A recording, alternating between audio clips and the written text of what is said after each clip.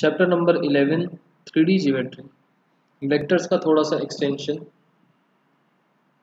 ठीक है, 11th class जैसा 3D नहीं है, थोड़ा सा कॉम्प्लेक्स है। सबसे पहली चीज़ इसमें समझने वाली ये है कि जैसे हम 2D शेप्स पढ़ते हैं उसके अंदर हमारे पास जैसे कलेक्शन ऑफ डॉट्स को मिला के एक लाइन बनती है। कलेक्शन ऑफ लाइंस को मिला के क्या बनता है?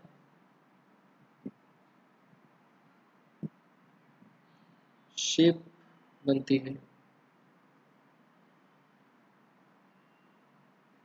या फिर सरफेस बनता है।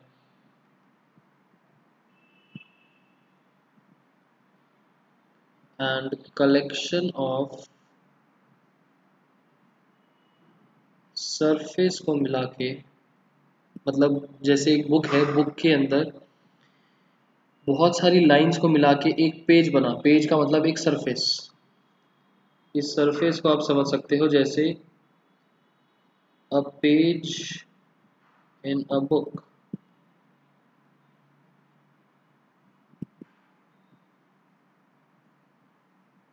कलेक्शन ऑफ सरफेस को मिला के हमको एक प्लेन मिलता है। सॉरी,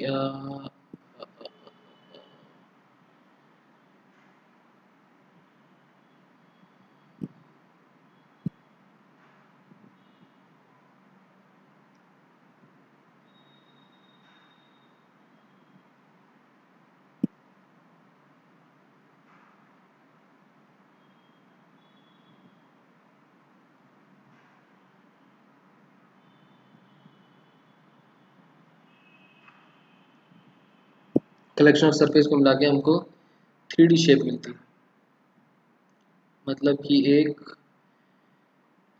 सॉलिड मिलता है। और ये जो सरफेस है, ये एक तरीके से आप इसको प्लेन का कंसेप्ट भी बोल सकते हो कि एक प्लेन मिलता है।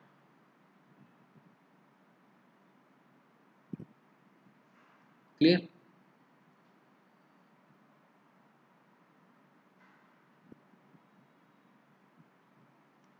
यहाँ तक चीज़ क्लियर? हमारे लिए इम्पोर्टेंट है ये लाइन और प्लेन। हमारे लिए इस चैप्टर में सिर्फ दो चीज़ें इम्पोर्टेंट हैं, लाइन एंड प्लेन। इस चैप्टर के हमारे पास दो कंसेप्ट, लाइंस एंड प्लेन्स।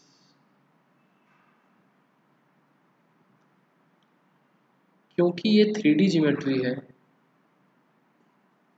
ये जो लाइंस हैं they exist in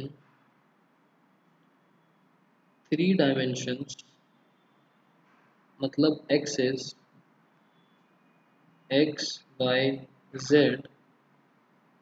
तो यहाँ पर एक अलग चीज़ देखने को मिलती है जो नॉर्मली देखने को नहीं मिलती, जैसे कि एक वर्ड है स्क्यू लाइंस। हम नॉर्मली एक चीज़ देखते हैं कि या तो लाइंस कोइंसाइडिंग लाइंस को हटा दो क्योंकि उसको हम सेम लाइन कंसिडर कर लेते हैं, या तो लाइंस पैरेलल होती हैं या फिर इंटरसेक्टिंग होती हैं, या तो इंटरसेक्ट कर जाती हैं या पैरेलल बन जाती हैं। बट 3D ज्योमेट्री में 3 डायमेंशंस होने की वजह से एक स्क्यू लाइंस का कंसेप्ट आता है जो बोलता है कि these lines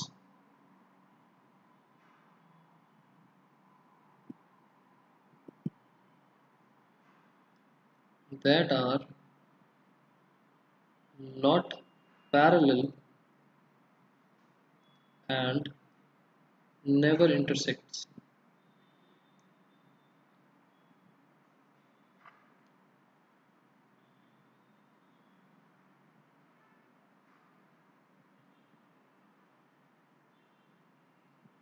The collection of lines, हम जनरली उसको शेप बोल देते हैं कि जैसे रेक्टेंगल, ट्रायंगल वगैरह बन गया।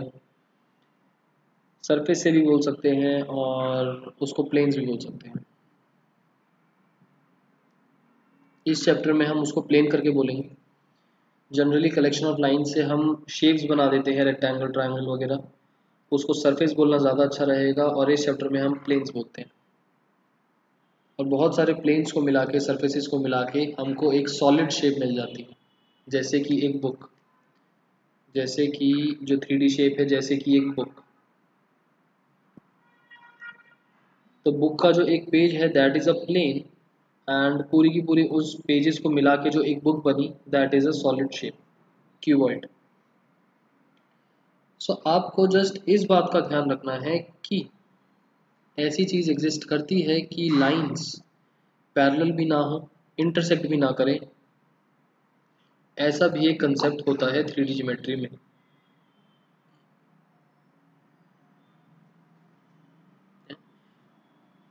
होती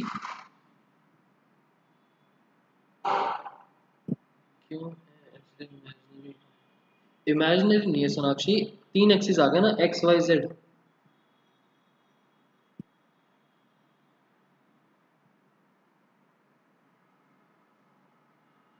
ऐसी होती ही है। तीन मतलब एक तरीके से अपना रूम मानो, रूम के अंदर ऐसी 2 लाइंस आप बना सकते हो ना कि इंटरसेक्ट भी ना करें, पैरेलल भी ना हो।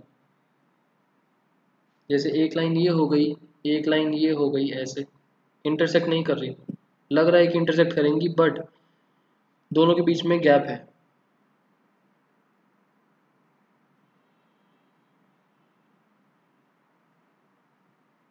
ठीक है, जैसे कि अगर मैं एक सॉर्ट ऑफ क्यूबॉइड बनाऊं,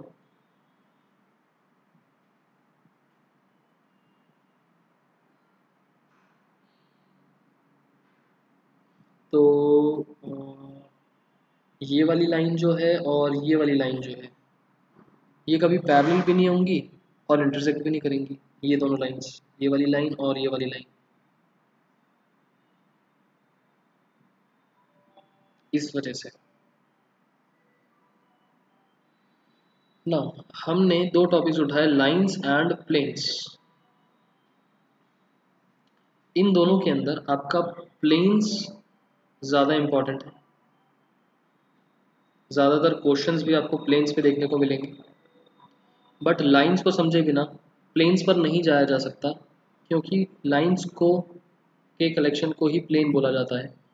तो पहले हम लाइंस कवर करेंगे, फिर हम प्लेन्स पर जाएंगे, प्लेन के क्वेश्चन देखेंगे। इस चैप्टर को जिस तरीके से करवा रहा हूँ, फॉर्मूलेज करवा रहा हूँ, उस तरीके से करना, अपने आप एनसीईआरटी से करोगे तो बहुत दिक्कतें आएंगी। ठीक है, दूसरा, इस चैप्टर में हम कौन कौन से टॉपिक्स कवर करने वाले हैं एक बार वो देखेंगे। पहले हम इंडिविजुअल टॉपिक्स देखेंगे और उसके बाद एक एक करके इन टॉपिक को कवर करेंगे। और ये सारे टॉपिक्स वो टॉपिक्स हैं जिन पर वो बड़े वाले क्वेश्चंस बनते हैं।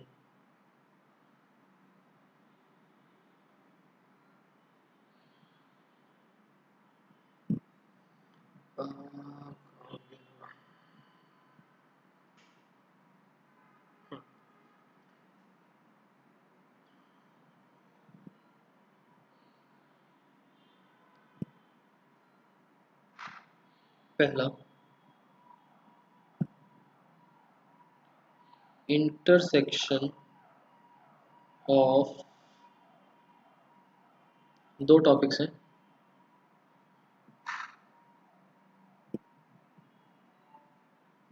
लाइन एंड प्लेन, और दूसरा टॉपिक है 2 लाइंस, 2 लाइंस का इंटरसेक्शन, और एक है लाइन और प्लेन का इंटरसेक्शन। थोड़ा सा डिफरेंस है दोनों में बस। सेकंड टॉपिक है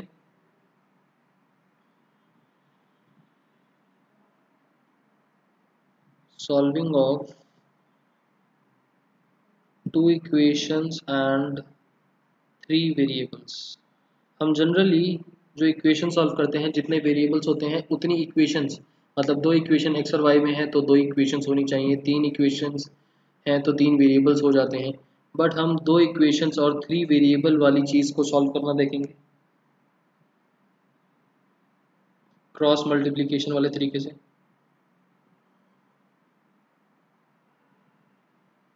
उसके बाद हमारा थर्ड टॉपिक, अच्छा इंटरसेक्शन में एक टॉपिक और है, प्लेन 1 एंड प्लेन 2, दो प्लेन्स का इंटरसेक्शन। उसके बाद हमारा एक टॉपिक आता है shortest distance.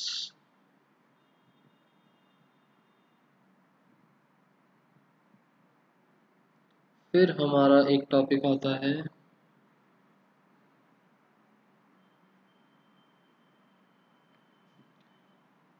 Foot of the perpendicular. और इस वाले टॉपिक को आगे एक्सटेंड कर दिया जाता है या अलग अलग तरीके से पूछा जाता है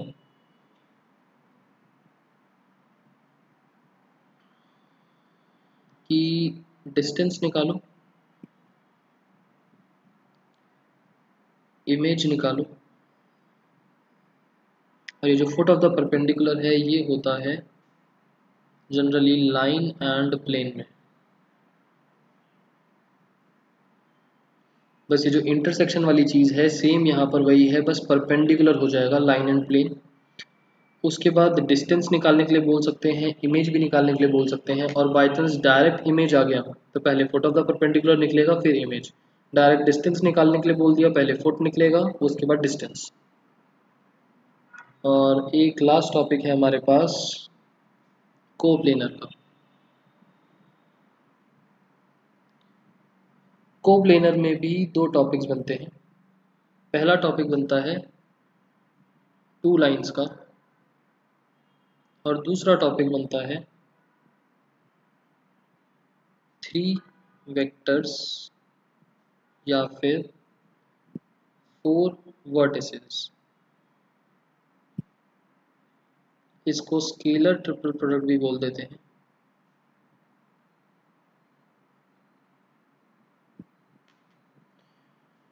और ये स्केलर ट्रिपल प्रोडक्ट वाली जो चीज़ है ये है आपका सप्लीमेंट्री का टॉपिक, और मुझे सही से याद नहीं है आपके डिलीटेड कोर्स का कंटेंट, बट आई गेस ये डिलीटेड पार्ट है। ठीक है, क्लास के बाद मैं एक बार देख लूँगा, मेरे हिसाब से ये वाला टॉपिक आपका डिलीटेड पार्ट है। हाँ कट गया, तो इसको वैसे भी हमको लास्ट में करना था, छोटी सी चीज़ थी वैसे तो, बट टू लाइंस वाला तो करना ही है। ये स्केलर ट्रिपल प्रोडक्ट कटा हुआ है। तो हमारे ये सारे टॉपिक्स निकलते हैं। ठीक है, एनसीईआरटी के अंदर जैसे फुट ऑफ द परपेंडिकुलर है, आपको छोटे छोटे पार्ट्स, इतने बड़े चैप्टर में बस इतना सा ही कट रहा है। हाँ विनोद, वो भी सप्लीमेंट्री टॉपिक था इस वजह से कटा है, ये टू लाइंस वाला चैप्टर के बीच में इंक्लूडेड है। ठीक है, ये सारे जो टॉपिक्स हैं एनसीईआरटी के अंदर छोटे छोटे तरीके से मिक्स्ड हैं। इन क्वेश्चंस में सबसे बड़ी दिक्कत क्या है कि इंडिविजुअल क्वेश्चंस तो सॉल्व हो जाएंगे, बट कोई भी दो कंसेप्ट्स एक साथ मिक्स होके आ सकता है। ये भी हो सकता है इसके साथ ये भी मिक्स कर दिया, ये मिक्स कर दिया, या ये मिक्स कर दिया, कोई भी दो तीन टॉपिक्स एक साथ मिक्स हो सकते हैं। ठीक है, सो एक एक करके पहले टॉपिक्स देखेंगे, उसके बाद कंबाइंड टॉपिक्स देखेंगे ना।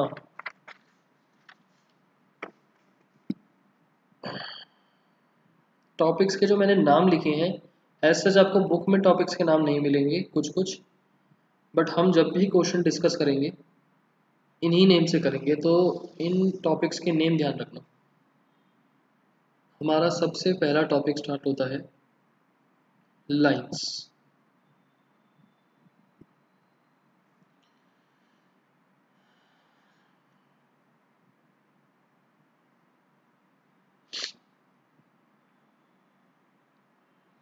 नाउ 3D ज्योमेट्री है, 3D ज्योमेट्री है, और ये चैप्टर वेक्टर से भी रिलेटेड है। दैट मीन्स यहाँ पर कोऑर्डिनेट्स भी देखने को मिल सकते हैं और वेक्टर्स भी देखने को मिल सकते हैं। तो अगर मैं कोऑर्डिनेट फॉर्म में लिखूं तो इसको बोलेंगे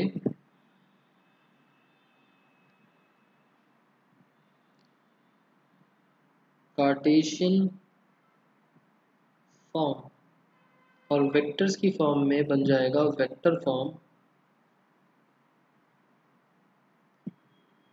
एक इक्वेशन को लिखने के तरीके,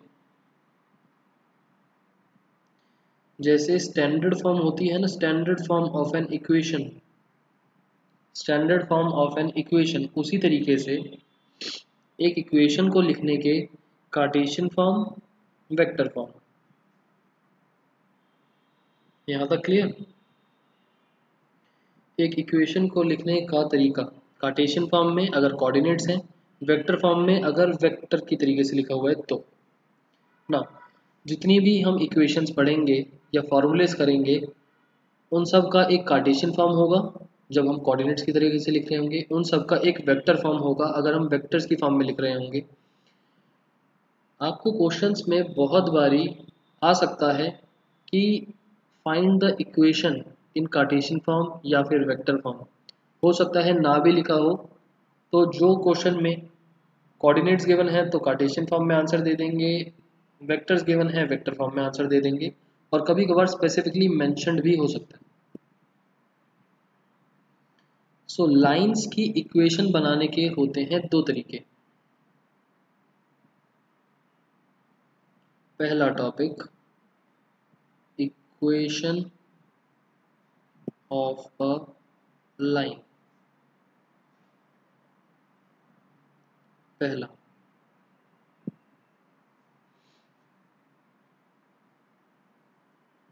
if a position vector and parallel vector is given। Position vector का मतलब समझते हो ना, कोऑर्डिनेट। एक कोऑर्डिनेट, एक पॉइंट, वेक्टर की फॉर्म में भी हो सकता है बट पोजीशन वेक्टर।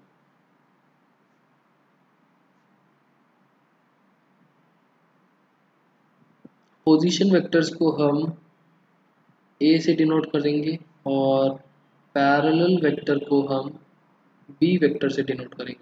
मैंने ए वेक्टर इसलिए बनाया क्योंकि वेक्टर की फॉर्म में लिखा हुआ है, और ये बी।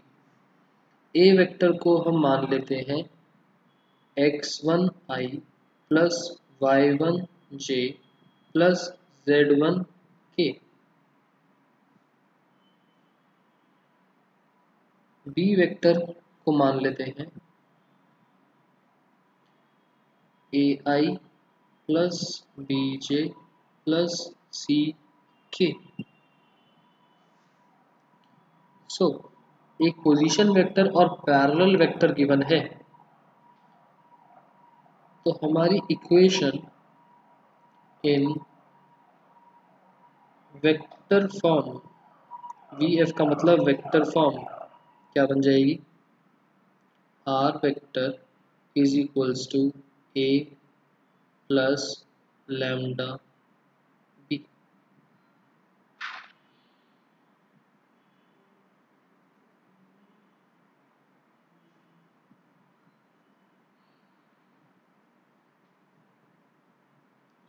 आर वेक्टर का मतलब X I plus Y J plus Z K. एक इक्वेशन में एक्स वाई जेड वेरिएबल्स जो होते हैं, ये आर वेक्टर रिप्रेजेंट करेगा वेरिएबल्स को। ए वेक्टर में जो x1 y1 z1 है, ये कुछ कोऑर्डिनेट्स आपको गिवन होंगे, और A B C parallel vector direction ratios कुछ गिवन होंगे। ये गिवन पार्ट है, ये गिवन पार्ट है, ये वेरिएबल है। वेक्टर फॉर्म में लिखने का तरीका r is equals to A plus lambda B. r एक तरीके से वेरिएबल्स को शो करता है। जैसे इक्वेशन में होता है ना, A X plus B Y plus C is equals to 0, तो जो x और y कंपोनेंट है यहाँ पर r से डिनोट हो रहा है।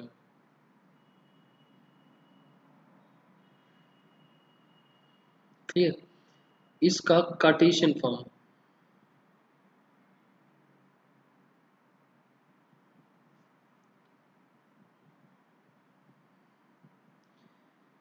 आर, ये ए इधर आके माइनस ए बनेगा और ये बी डिवाइड में आ जाएगा। तो एक तरीके से आर है एक्स, ए है x1, x माइनस x1, और b का मतलब है ए बी सी, मतलब डिवाइड में।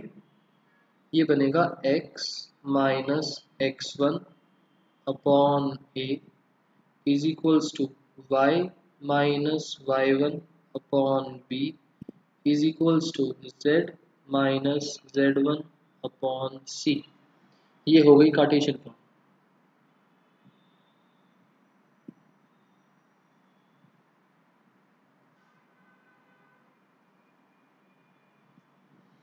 डेरिवेशंस नहीं आएंगी, आपको ये याद तो करना ही पड़ेगा या थोड़ा बहुत बना सकते हैं। ए इस साइड आया माइनस में और बी गया डिवाइड में। सो कार्टेशियन फॉर्म में जो डिनोमिनेटर्स हैं are the direction ratios of parallel vector, and जो x1 y1 z1 है न्यूमरेटर में, these are the direction ratios of position vector. Clear? X Y Z प्रेम वेरिएबल्स, एक इक्वेशन में वेरिएबल्स भी तो होते हैं।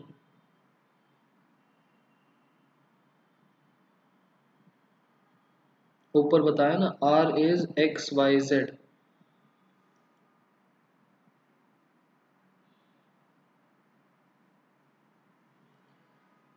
ये पहला तरीका था इक्वेशन ऑफ अ लाइन के लिए, जब एक पोजीशन वेक्टर और एक पैरेलल वेक्टर के बने।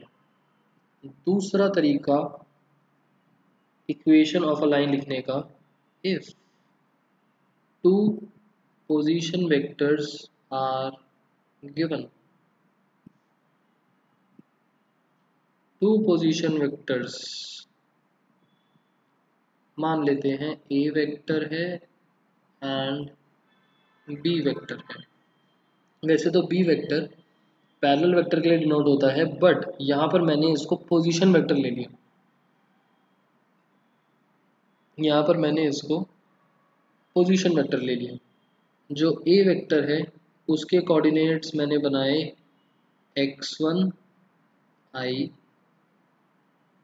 Plus y1 j plus z1 k। अब क्योंकि ये पोजीशन वेक्टर है b, तो मैंने इसके कोऑर्डिनेट्स क्या बनाए, x2 i plus y2 j plus z2 k। Values given होंगी, फॉर्मूले के लिए मैंने इस तरीके से लिख लिया। Vector form,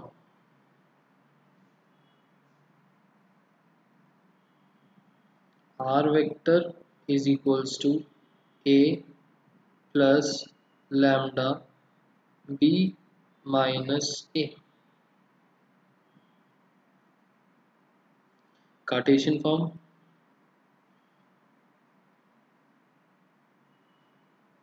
R vector is equals to, sorry R कहाँ से आ गया, Cartesian form is x minus x1 upon x2 minus x1 is equals to y minus y1 upon y2 minus y1 z minus z1 z2 minus z1।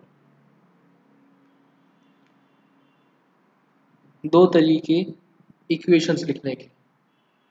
पहला तरीका, अगर एक position vector एक parallel vector given है, और दूसरा तरीका अगर दो पोजीशन वेक्टर्स गिवन है, तो लाइन की इक्वेशन इन दो तरीके से बनाई जाती है, वेक्टर फॉर्म में ऐसे, कार्टेशियन फॉर्म में ऐसे।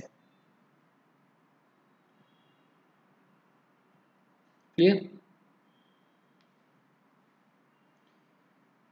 एक्स वाई जेड तो एक्स वाई जेड ही रहते हैं ये सभी लोग।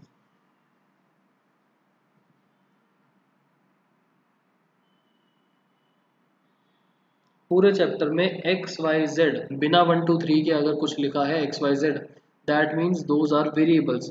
x1 x2 करके कुछ लिखा है, दैट मीन्स उनकी वैल्यू कुछ ना कुछ एग्जिस्ट करती है।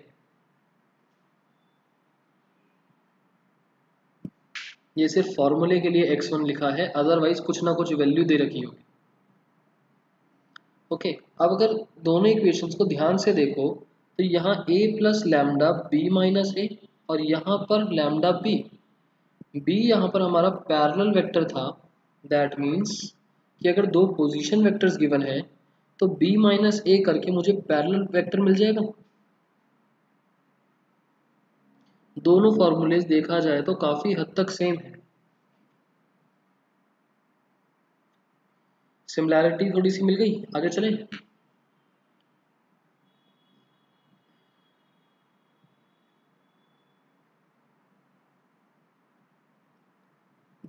आगे चलें, ठीक। वैसे मैं आपको इनके नोट्स भेज दूंगा, बट फॉर्मूले ये सारे बने कैसे, थोड़ा सा लिखने का तरीका, वो सब मेरे को समझाना था।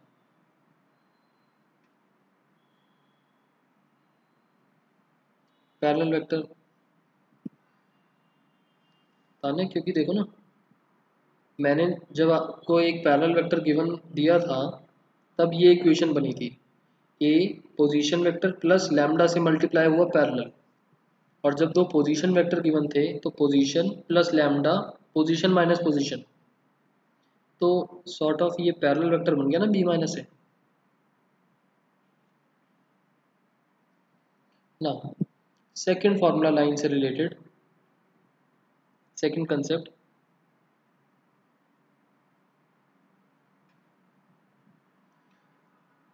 if two lines, line one जो है एक तरीके से मान लेते हैं a1 प्लस लैम्डा b1, और लाइन टू जो है वो a2 vector plus lambda b2 vector. b1 और b2 are the parallel vectors. अगर ये दो lines are perpendicular, that means दोनों के पैरेलल वेक्टर्स का dot product is equals to 0। अगर दोनों lines are parallel, that means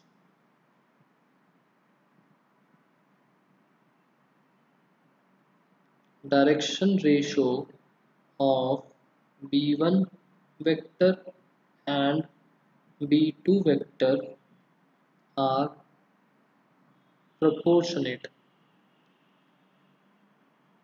collinear vectors ऐसे शो करते थे वेक्टर्स में, याद है ना, दोनों वेक्टर्स के रिस्पेक्टिव डायरेक्शन रेशोज का ratio, direction ratios b1 vector का b2 वेक्टर का प्रोपोर्शनेट होने चाहिए।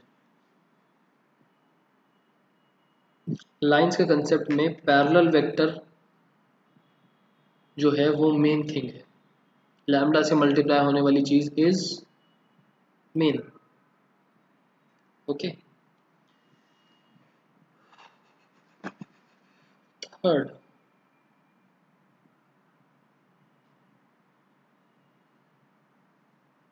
अच्छा फिलहाल के लिए फॉर्मूले याद ना भी हो तो चलेगा, बट टॉपिक्स क्या क्या थे वो ध्यान रखना कि ऐसा टॉपिक भी था। क्या बस जब क्वेश्चन कर रहे हो हम तो फॉर्मूले तो धीरे धीरे याद हो जाएंगे, बट किस टॉपिक से जाकर रिलेट हुआ कम से कम वो बता पाओ। कि जैसे कि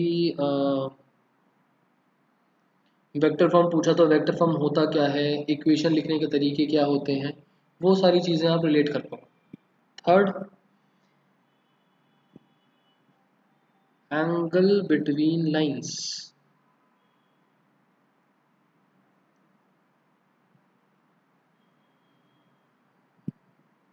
तो लाइन वन को मान लेते हैं a1 प्लस लैम्डा b1, और लाइन टू को मान लेते हैं a2 plus mu b2। Mu का मतलब जस्ट लैम्डा की तरह सेकंड, पीछे भी म्यू लगा देते हैं, लैम्डा सेम वैल्यू तो एग्जिस्ट नहीं कर सकता। दिस इज म्यू, म्यू एक और वेरिएबल है लैम्डा की तरह। एक बात पूछनी थी मगर चैप्टर से रिलेटेड नहीं है।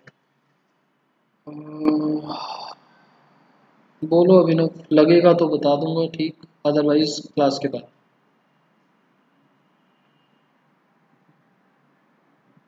एंगल बिटवीन लाइंस जो है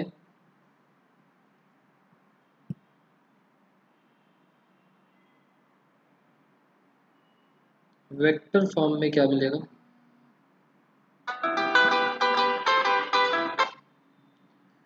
वेक्टर फॉर्म में हमको मिलेगा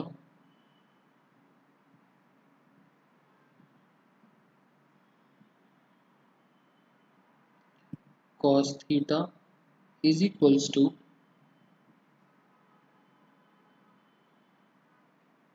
b1 dot b2 upon magnitude of b1 magnitude of b2।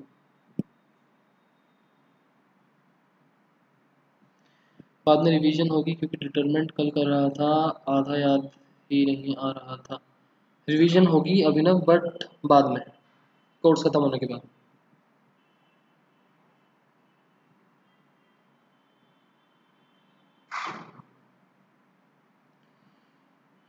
Vector form में cos थीटा का formula b1 dot b2 upon magnitude of b1 dot b2। जो b1 वेक्टर है उसको एक तरीके से a1 b1 c1 करके ले लेते हैं, और b2 को हम a2 सॉरी a2 b1 जो वेक्टर है उसको a1 b1 c1 करके ले लेते हैं, और b2 वेक्टर को a2 b2 c2। जो b1 वेक्टर है उसको हम ले लेते हैं a1i plus b1j plus c1k।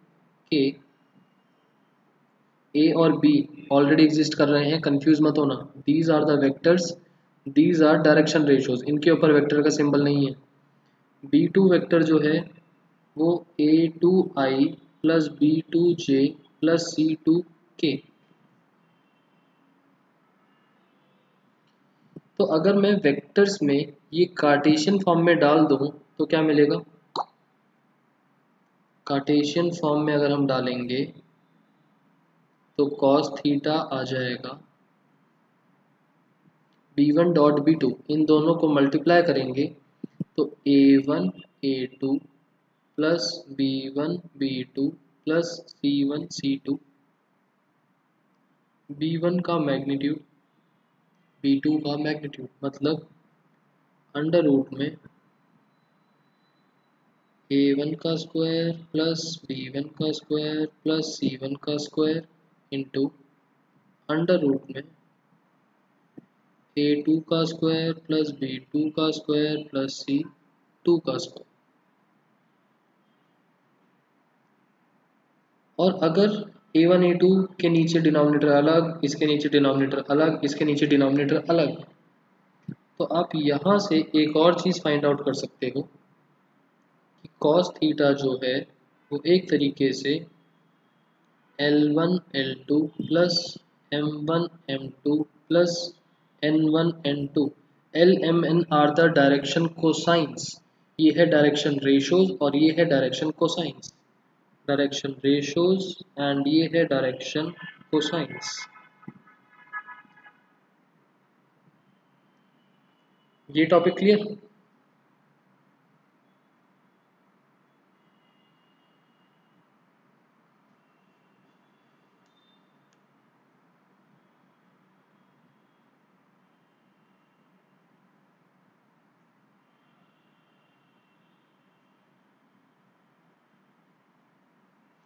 Element वाला रिपीट कर दो Tanya.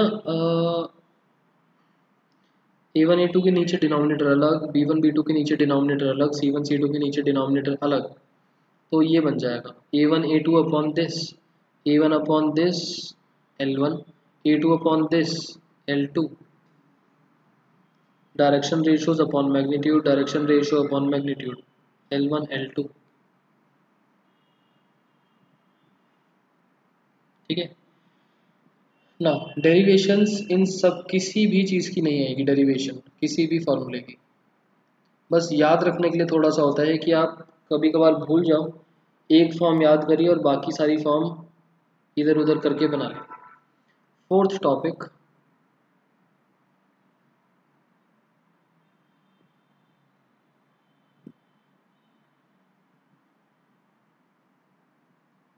Shortest distance between parallel lines.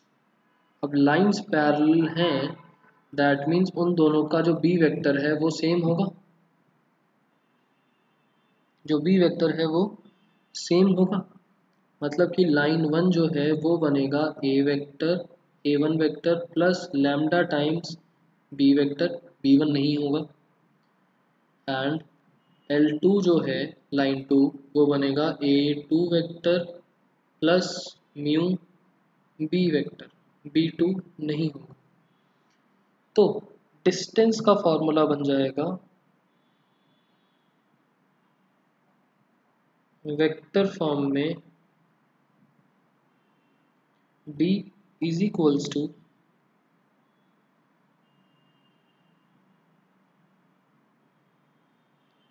B vector cross A two minus A one upon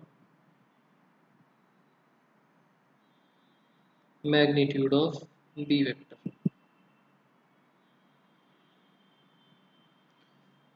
Cartesian form,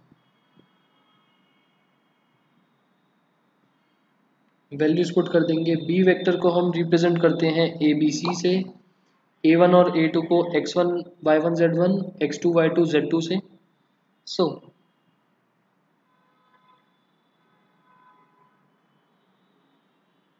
B cross this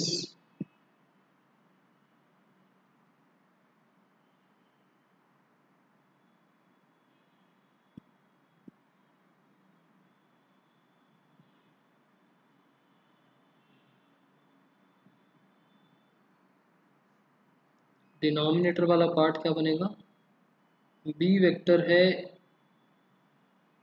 A square plus B square plus C square, cross product में determinants वाले तरीके से solve होता है। Determinants में first row में आई जे के आता है, सेकंड रो में बी वेक्टर आएगा, मतलब A B C B vector के कंपोनेंट्स, और यहाँ पर A two minus A one के components,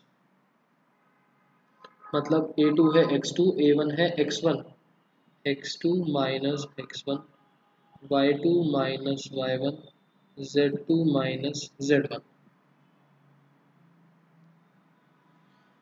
shortest distance clear.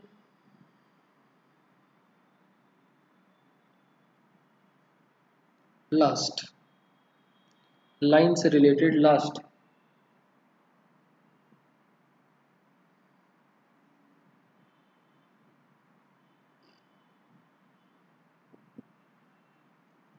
Distance between skew lines.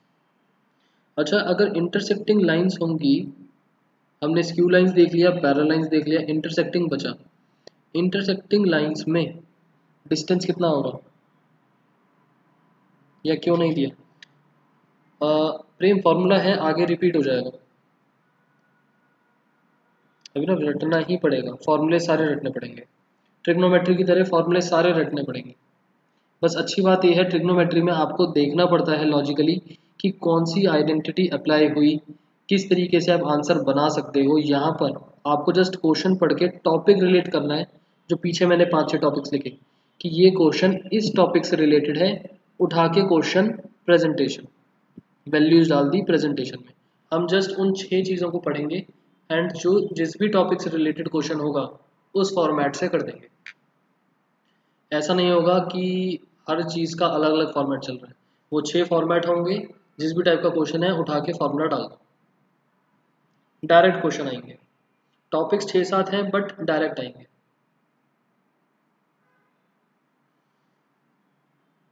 Distance between skew lines,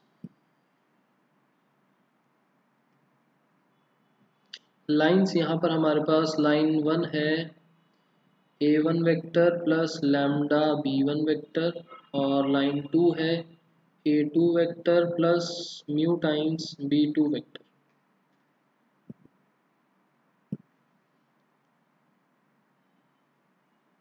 vector form D is equals to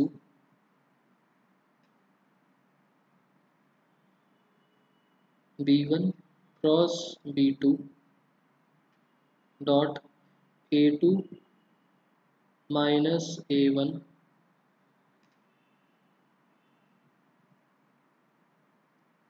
upon magnitude of b1 cross b2। इसका जो Cartesian form है वो थोड़ा सा लंबा चौड़ा है, सो इकट्ठे तो सॉल्व नहीं हो पाएगा, पार्ट्स में करके आपको जब भी निकालोगे तो सॉल्व करना पड़ेगा।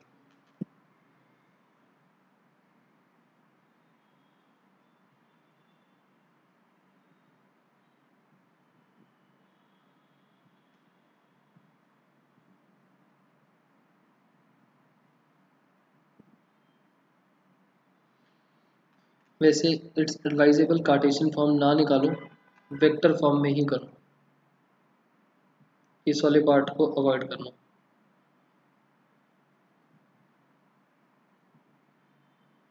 ठीक है, लिखने के लिए लिख देते हैं b1 क्रॉस b2 है डॉट a2 माइनस a1, मतलब कि डिटर्मिनेंट्स तो बन ही रहा होगा,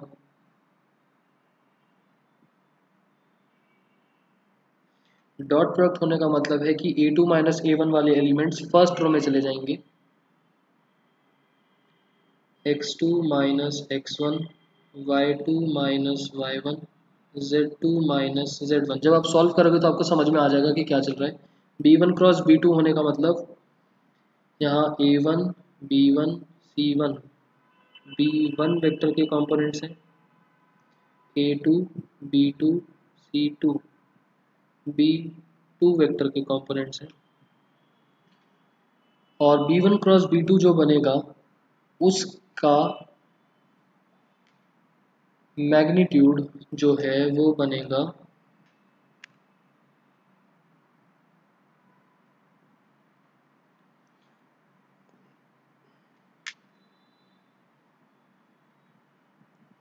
b1 c2 minus b2 c1 का square plus a1 c2 minus a2 c1 का स्क्वायर प्लस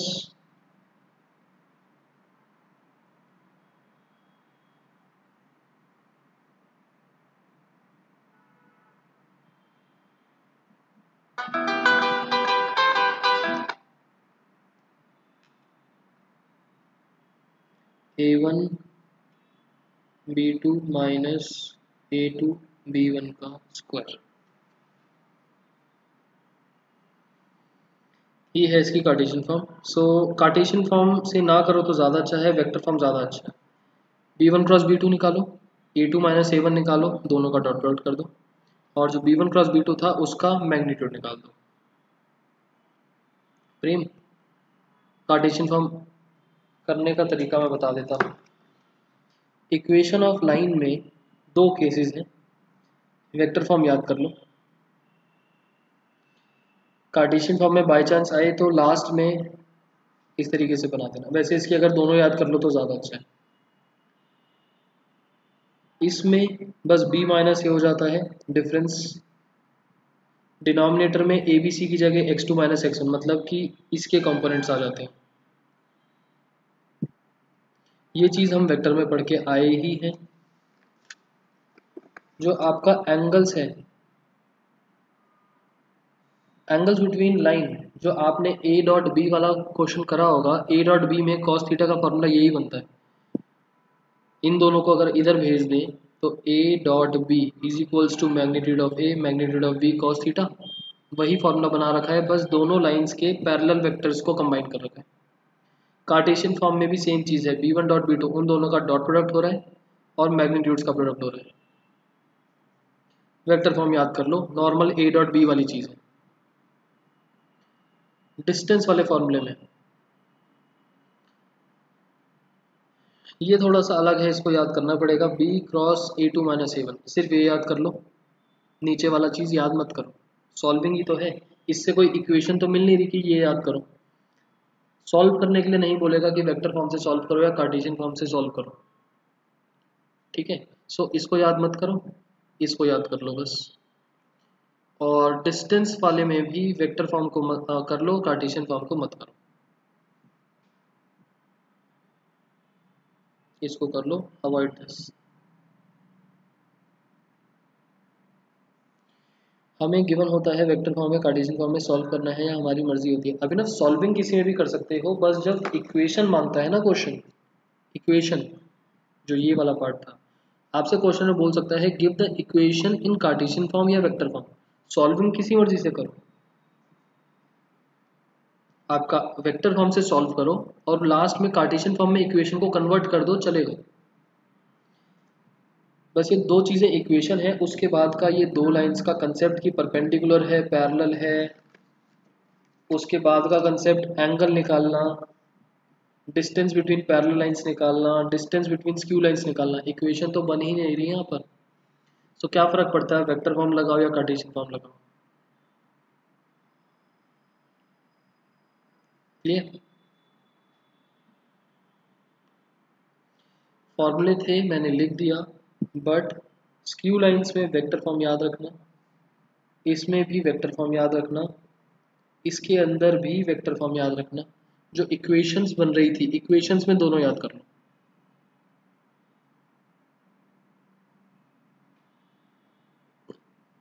क्लियर? इसमें भी मेंशन कर देता हूँ, लर्न दिस वेक्टर फॉर्म।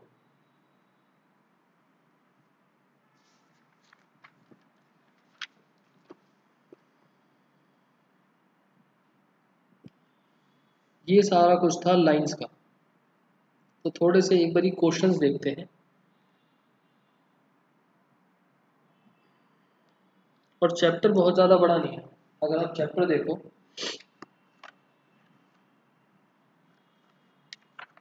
बस चीज़ें आपको लगेंगी कि काफ़ी ज़्यादा है।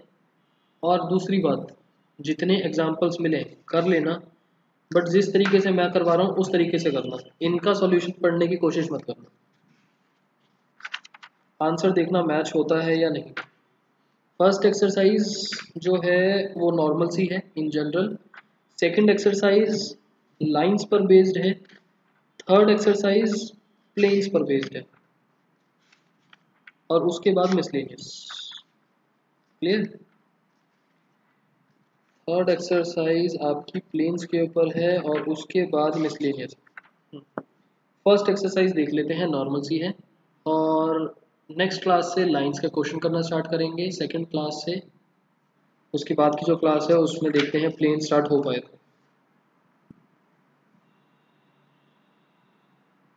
Exercise 11.1,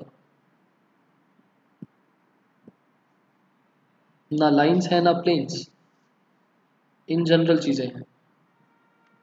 answer number 1। क्वेश्चन है एक line makes angle 90, 135, 45 degree with X Y Z.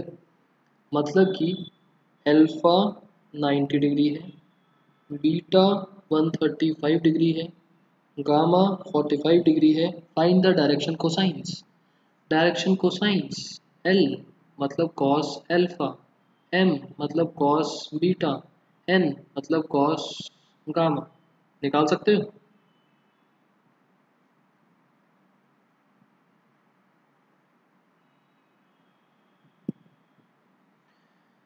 Direction cosines निकाल लेते हैं आपको। These L M N are the direction cosines. Answer number 2।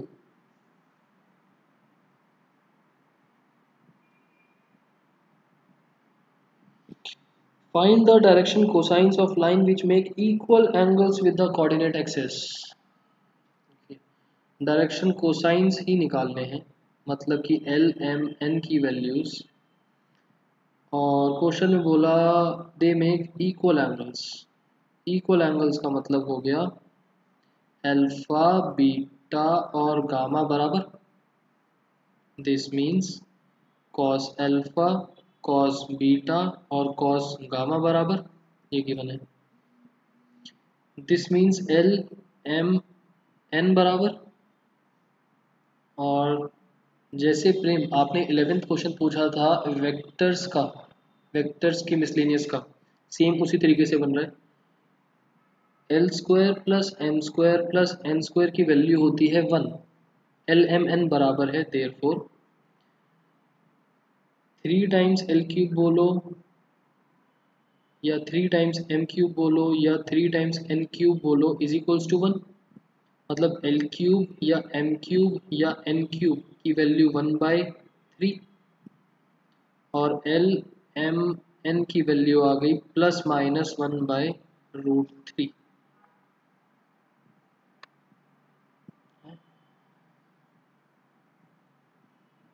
और स्क्वायर है, sorry square.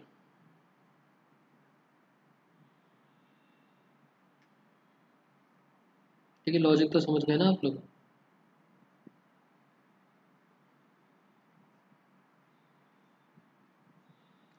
Clear. L M N की value आ गई प्लस माइनस 1/√3 और डायरेक्शन कोसाइंस ही निकालने थे, these are the direction cosines. Okay, third answer number 3, हमें direction ratios given है। डायरेक्शन रेशियोज -18, 12 और -4 डायरेक्शन कोसाइंस निकालने हैं। तो मतलब ये एक तरीके से आपका ए बी और सी हो गया। डायरेक्शन कोसाइंस निकालने हैं, एल एम और एन। एल का मतलब, और जो हमारा एक वेक्टर होता है आर ले लेते हैं, जो वेक्टर है उसका मतलब है A I plus B J plus C K. तो जो हमारा एल है that means A upon R vector, M का मतलब बी अपॉन आर वेक्टर का मैग्नीट्यूड, एन का मतलब सी अपॉन आर वेक्टर का मैग्नीट्यूड। कर सकते हो कैलकुलेट। ये वाला लिख के दिखा देता हूँ, ये बनेगा -18 upon -18 square plus 12 square plus -4 square.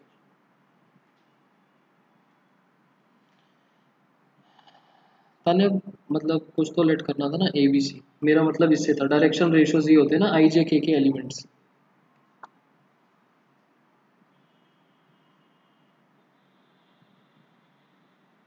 Clear question.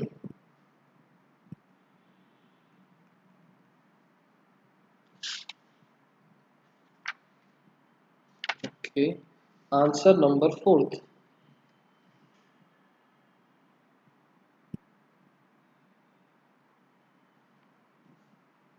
3 points हैं, पहला पॉइंट है 2 3 4, दूसरा पॉइंट है -1 -2 1, तीसरा पॉइंट है 5 8 7। हमको शो करना है दीज आर कोलिनियर। किस तरीके से करेंगे? Show that the points are collinear.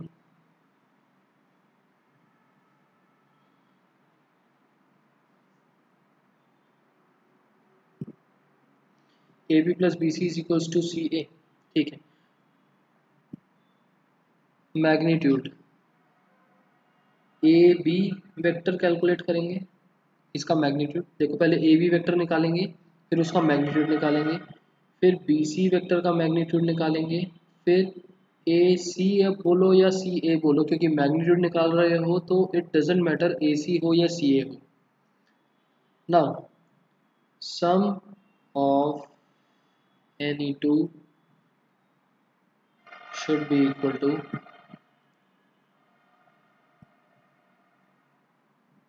the third. क्लियर? पहले वेक्टर्स निकालेंगे, वेक्टर्स निकलेंगे terminal minus initial, A B vector B minus A करके मिलेगा, terminal minus initial.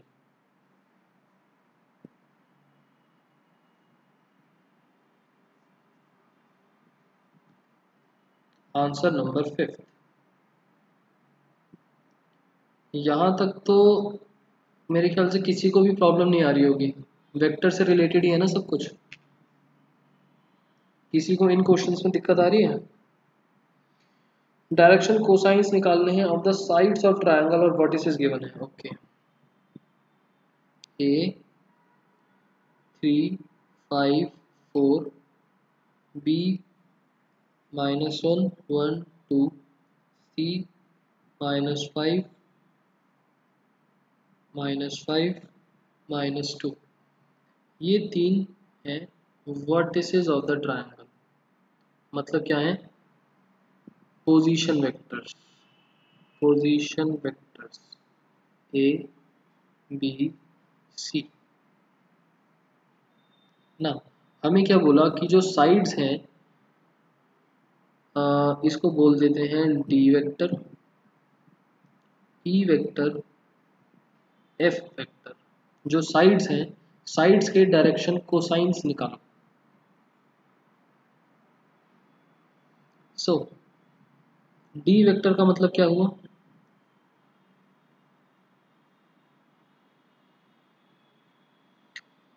A B vector, इसको बोल देते हैं a1i plus b1j plus c1k। आई जे के पे आती है caps. E vector F vector, E vector का मतलब हो गया बी सी वेक्टर और एफ का मतलब हो गया सी A vector. B C vector को मान लेते हैं a2i plus b2j plus c2k। F vector का मतलब a3i plus b3j plus c3k। हमें डायरेक्शन कोसाइंस निकालने हैं of the sides. Find direction cosines of the sides of triangle, that is direction cosine of d vector, e vector, f vector। मतलब कि basically आपको find क्या करना है? L1 L2 L3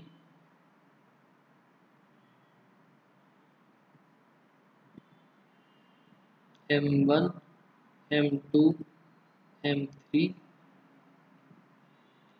N1 N2 N3। L3 लिख के दिखा देता हूँ। L3 क्या है? L3 का मतलब है, L3 का मतलब है ये वाला component A3 upon magnitude of F vector.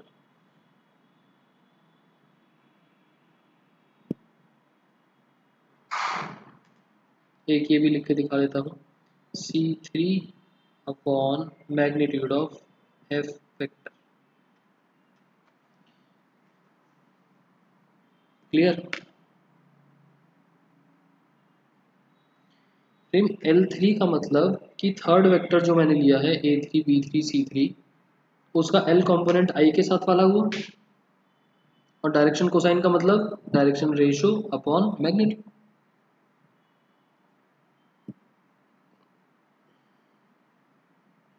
Last chapter में एक क्वेश्चन था, क्वेश्चन 4 जैसा, उसमें a plus B is equal to minus C आ रहा था मेरा।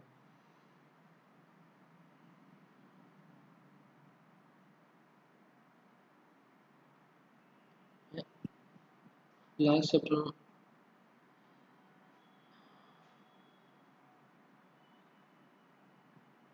अभिनव मेरे को पिक सेंड कर देना, मेरे को समझ नहीं आया आप क्या बोल रहे हो। ये चीज़ समझ में आ गई क्वेश्चन की? मैंने A1 B1 C1 करके लिखा है, आप वैल्यूज डाल देना। ए बी सी की वैल्यूज हैं, पहले A B vector B C vector C A vector निकालेंगे, कुछ वैल्यूज आएंगी और उसके बाद हम डायरेक्शन कोसाइंस निकालेंगे। ये आपका डी वेक्टर के डायरेक्शन कोसाइंस है, ये ई वेक्टर के डायरेक्शन कोसाइंस है और ये एफ वेक्टर के डायरेक्शन कोसाइंस है।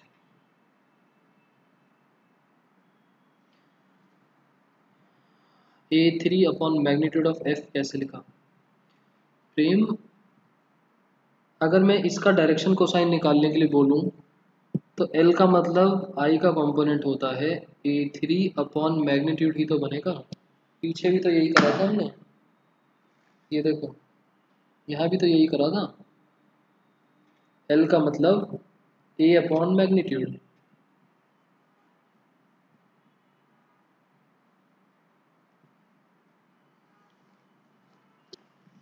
ओके, सो आप लोगों का होमवर्क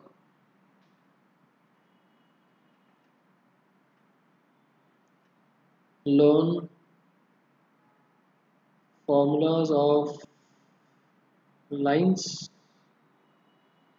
और दूसरा एक्सरसाइज 11.1 ऑल क्वेश्चंस, 5 ही क्वेश्चंस हैं, ट्राई करना। नेक्स्ट क्लास में हमारा टारगेट है लाइंस का कंसेप्ट पूरा करना। पूरा तो शायद ना हो पाए, बट 2 दिन में पूरी करनी है लाइंस। एक दिन में भी हो सकती है, बट 2 दिन में मैक्सिमम पूरा करना है। क्लियर? इसमें कुछ डाउट हो तो बताओ। टेस्ट का सिलेबस, फर्स्ट बुक और vectors, first book and vectors.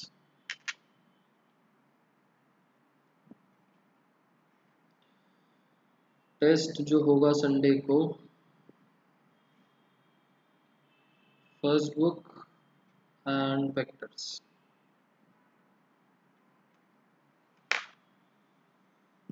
इस चैप्टर के बाद इंटीग्रेशन, इस चैप्टर के बाद प्रेम प्रोबेबिलिटी या इंटीग्रेशन देख लेंगे, कोई भी एक देख लेंगे। 30 से 40 मार्क्स का।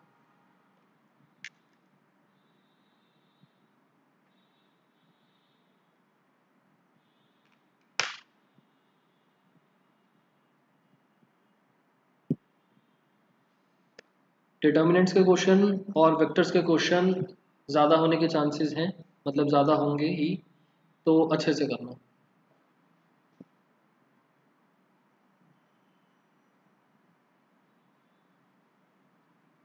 ठीक है, और कोई डाउट तो नहीं है ना? Okay bye.